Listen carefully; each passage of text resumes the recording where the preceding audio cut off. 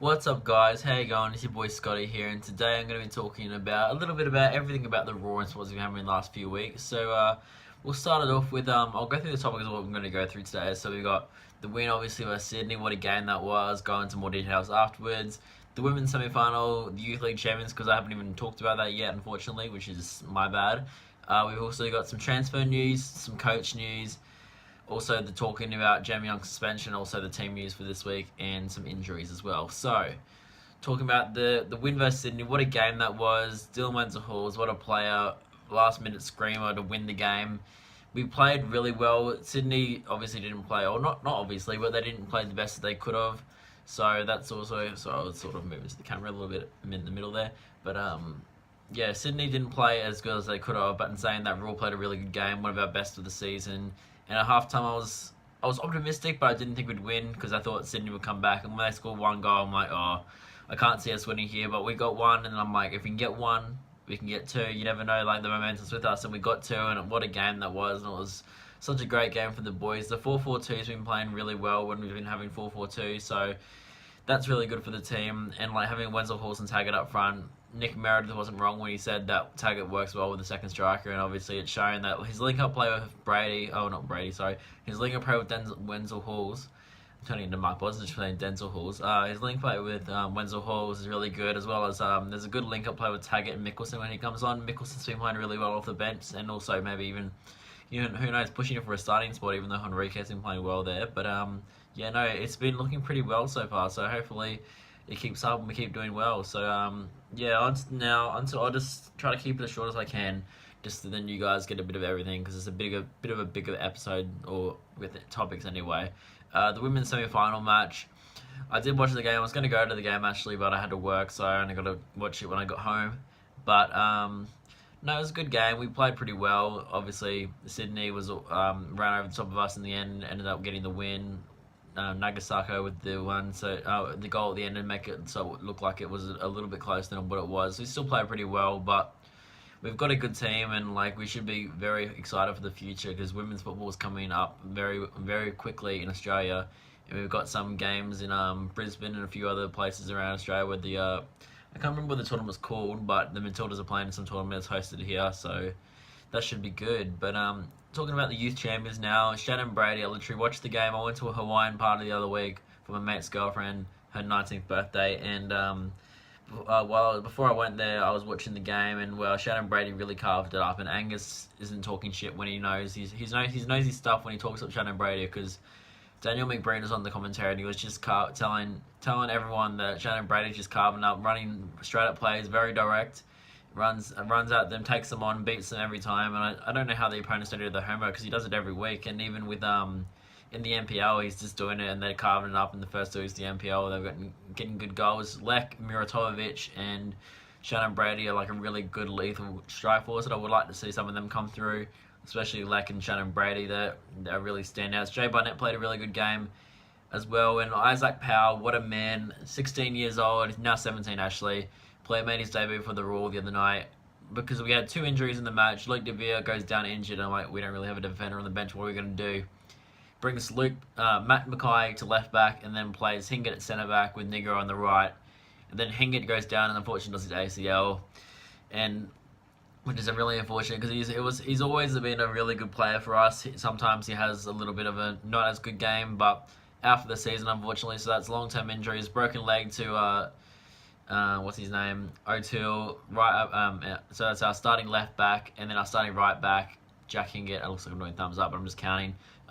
With his ACL, so out for the season. So we've really got an idea on what we're going to do here. Negro wasn't getting a lot of game time, but it looks like he definitely will be. And whether it's Ingham or Powell or even Matty Mackay come back into centre back and played a really good game there, because we ended up bringing on Isaac Powell, played a great game, not even just for a 16-year-old, but great game in general, played really well. Wanted to keep attacking, but Darren Davis was like, I don't know if you have that much energy and you just stay back and don't attack as much. But he was a really good player, did everything really well, made some good switch plays across, hit his target with his switches from his crosses across the field. he had a really good game defensively as well as attackingly, so a big future ahead of him, and I hope that he can get some more game time this week and maybe even could solidify a spot in the starting 11 with these injuries that we have now. But yeah, our youth team's looking pretty good, and hopefully we can see a few more of them come in. Like I was even thinking Macklin Freck before the game against Sydney that he would come in, just because I mean Brendan White hasn't played first team for a long time, so Freck would be like more there, game ready and stuff, as well as Freck didn't look. Brendan White didn't look the best when he came on for Jam Young, but I mean he was thrown into the deep end. Like all the momentum was coming Adelaide's way, and he started to what's the word? I don't know, but he started to get really scared and like. But once he had his warm up and he's had his full week to prepare, where he's like, all right, I'm going to be starting in goals probably for the Raw, getting a good mental state, and then he played an amazing game, Brendan White. So shout out to you, my mate. Even Elvis like, oh, can we peel Jamie Young's suspension so we can have Brendan White for longer, because he had an amazing game. But it's just like we've been blessed with good goalkeepers like Mark Theo and Jamie Young. Two amazing goalkeepers, and then like we might see a bit more Brendan White now, seeing Jamie Young with the team news. The suspension hearing came through tonight, and it says that he's being downgraded from 2 games to 1 game, from 3 games to 2 games. Sorry. So I mean, it should have been probably 1, but I mean, saying that there is a bit of force there, so the intent wasn't to go take it out, but in saying that there is a bit of force, so hopefully. Brendan White has another stellar week, and you never know, you could see a bit more Brendan White. He might be pushing Jamie Young out of the squad a little bit, but Jamie Young I think still is the best keeper in the league and our best keeper, so I can see Jamie Young coming back into the team definitely when he is back from suspension. So we have some transfer news now. We didn't see any of them make a spot in the team this week gone, because Rugan Tonic, centre back, young Australian, good prospect, didn't really get a lot of chances at his last team, which is Melbourne City, I believe. I think he was at Melbourne City after Western Sydney, but one of the two anyway. And apparently he wasn't the best there, but I still definitely rate him. He's a good prospect for the future, and I think it's better than all our centre back options so far, bar maybe De Vere. But Pepper's really been playing really well lately, so we're looking pretty decent in centre back right now. Even Matt Mackay has played. That game there has been better than Daniel Bowles the whole season for a long time, because Daniel Bowles just, if a player goes around him, it goes Sunday League style, pulls the shirt, trips the heel, yellow card, on 8 yellow cards and 1 red card in 11 games, shows his intent. Is like if he misses, if he dives in and misses the player, he's gonna trip him. So he's a bit of a liability in the team. So I don't think he should be playing in there. But definitely Ruan Tonic is definitely a plus for our team. They've also signed Charles Lokoli Ngoi. Yeah, he looks like a pretty decent player, NPL standard anyway. It'll be interesting to see if he can step up to the A-League standard. We do have Wenzel Halls that has done it recently and has been playing really well, so who knows, if he's given game time, you never know, he could be the next Dylan Wenzel Halls if he's given a chance. So you're wondering, why have we signed a striker if we have Taggart and Wenzel Halls? Taggart's basically the second top goal scorer for the league, and Wenzel Halls is a really good young player that's basically exact same as Ngoi, just he's Brisbane born. And the reason for that being is Taggart is probably potentially going to go to Korea, and there was apparently 3 offers coming through. 2 of them didn't look likely. One of them could have been likely but didn't pay enough at the start, but they are the club that does the funds to go further. So apparently they've triggered his release clause, not technically, but they've put a money in there where it probably would be a good option for him to go. In my head anyway, Wenzel Halls, I don't know how he would play by himself up front if we did go back to having one up front, or if we were going to play Wenzel Halls and Ngoi up front together. But he may struggle a little bit, Wenzel Halls, without Taggart. But in saying that, if Taggart doesn't want to be here at the club, it probably is better for him to leave, because I know he did wanted to say that he wanted to go overseas eventually again. Is Korea sort of a sideways move from Australia? I think it is. It's probably could be even a downgrade. It's not really a downgrade, it's more just sideways. Probably, if he was on marquee wages, I said this to my brother last night, if he's on marquee wages, I feel like he's on more in Australia, but if he's on normal wages, he's probably getting a bit more going to Korea. So, if he wants to leave, then I feel like it's not too bad if he goes and all that, but I would love him to stay. So, but also Luke De Vere potentially could be going to Korea, but I don't think that's going to happen anymore because he's injured. And apparently he's going to be right for this game, but we'll see when the team news comes out tomorrow, which is actually today from when you're watching this video, because it'll be on Thursday night.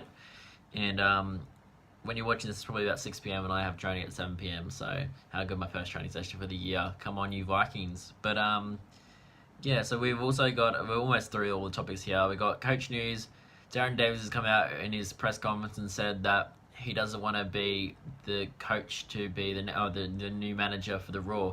He said he's loved his time here, but it may not be the best time for him to step up, but he does want to lead the club and support whoever they do put in saying that he still is with a chance to be brought in as the manager if they don't find anyone else or they do choose him to be the best one.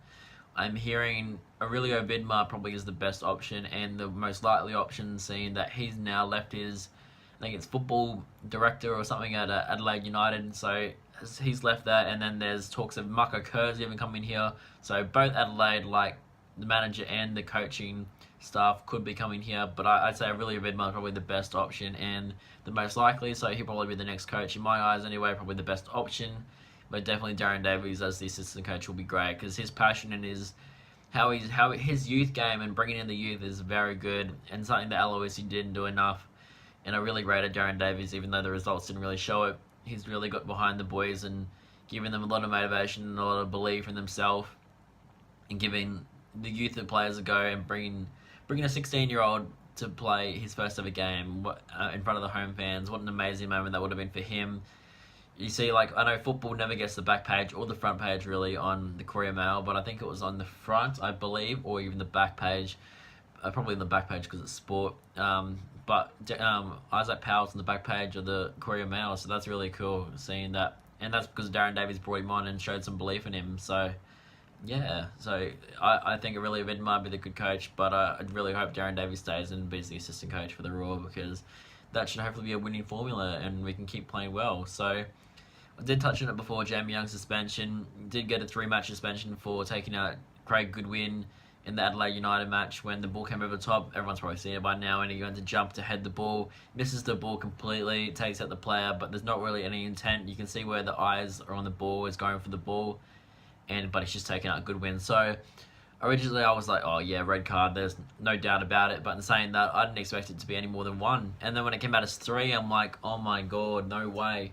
We've got not really any first choice goalkeepers on the bench. Brendan White obviously came on and played a really good game in Sydney FC, sort of like a bit of a liability in the Adelaide game, but in saying that, we did sort of fall apart after both red cards, but a really good game. So I'm not happy that it's been dropped down to 2. It should hopefully be 1, I was hoping. But Brendan White is a good replacement for Jamie Young while he's suspended, so I'm not too worried now. I was more worried before the game, but he settled my nerves, so hopefully he has another cracking game. But when I saw 3 weeks and I heard that there was going to be a hearing, I was like, oh, well, surely if it's a hearing and it's 3 weeks originally, it's going to be a lot for them to get it down to 1. So I'm like, if they get it down to 2, it's sort of fair. If it goes to 3 or if it got even more, which I don't think it would have, then it would have been ridiculous. It would have been too harsh to give him 3 weeks as it was. 2 weeks I think is not too bad. It's pretty fair. But yeah, so Jamie Young misses this game, but he'll be back the week after that. And yeah, so I'm just going to go through some team news this week for what I'm hoping the team will look like. So in goal we've got Brendan White at right back. I said Negro just because, I mean, Hingett's out, and then Ingham I feel like is more of a winger and he plays better as a winger, but I've also got Ingham there because that's probably the 2 options for right back anyway.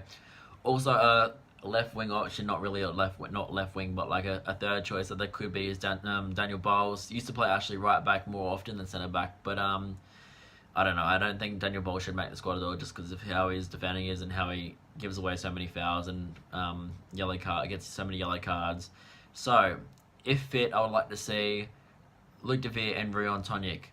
But seeing Rion Tonic coming back from getting match fitness because he hasn't been playing for a little bit and De Vere's injured, I can't see them both starting. So, if both of them aren't fit and like if De Vere is not injured, De Vere is still injured, sorry, and Tonic is not match fit, I can definitely see us lining up with Pep and Matt Mackay. Matt Mackay had a really good game. Being 5'7", you wouldn't think is a very good height for a centre back. And saying that I played centre back / CDM last season, I'm 5'9", so I'm not much taller than Mackay. But in saying that, if you are good with the ball at your feet, not all the time you have to have a you don't have to be very tall to head the ball because you've got other players that are there to be a good presence for you.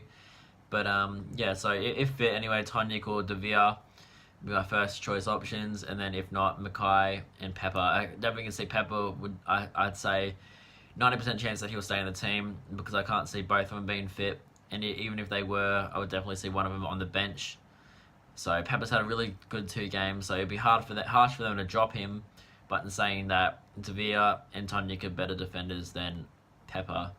And I'm actually, the start of the season, I didn't want us to re-sign Pepper or Bowles really, and I always rated Bowles above Pepper, but Pepper's now been above Bowles now, and I rate Pepper a little bit more than Bowles, which is surprising for a few of my mates to know. David and Alfie know that I really got really angry at Jacob Pepper last season for some of the mistakes he did, but he's really come out and grown as a player and has done really well. So now we've got left back.